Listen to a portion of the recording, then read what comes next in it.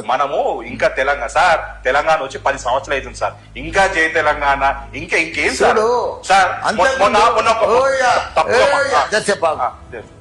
నీకు తెలంగాణ వచ్చేదాకా కొన్ని ఊర్లలో కరెంటు లేదు, తాగుతందుకు నీళ్లు లేవు, పంట వండే దిశనే లేదు, పండితే కొనుటోడే లేడు.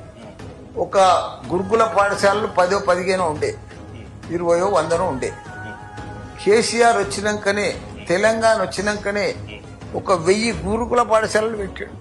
5-6 లక్షల మందిని రూపాయి లేకుండా KG to PG తయారు చేసిండు ఇంగ్లీష్ మీడియం తోటి. అట్లా ప్రతి గ్రామాన్ని 12,769 గ్రామాలుంటే ప్రతి గ్రామానికి గ్రేవ్ యార్డు, డంపింగ్ యార్డు, క్రీడా మైదానం, తాగునీరు, సాగునీరు, 24 గంటల కరెంటు తీసుకొచ్చిన ఘనత కేసీఆర్. నువ్వు జై కేసీఆర్ జై కేసీఆర్ అంటే మజాక్ అనుకుంటావా? దర్సేపు ఆగు, ఇంకా ఆగు.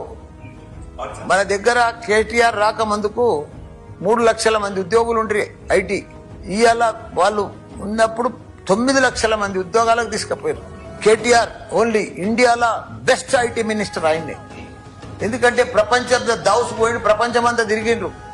తిరిగి నీకు పెద్ద పెద్ద కంపెనీలు హెడ్ ఆఫీసులు మన హైదరాబాద్ తీసుకొచ్చిండు ఆయన.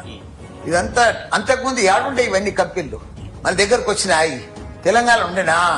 నీకు 24 గంటలు నీళ్లు ఉండేనా? కరెంట్ ఉండేనా? 75 ఏళ్ళు వచ్చింది స్వాతంత్రం అయ్యి. ఎక్కడ పోయింది అప్పుడు అంతా? కేసీఆర్ వచ్చేపట్టుకనే ఇవన్నీ వచ్చినాయి బాబు.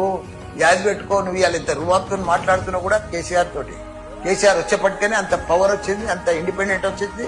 పర్ క్యాపిటల్ ఇన్కమ్ భారతదేశంలోనే పెరిగింది తెలంగాణ.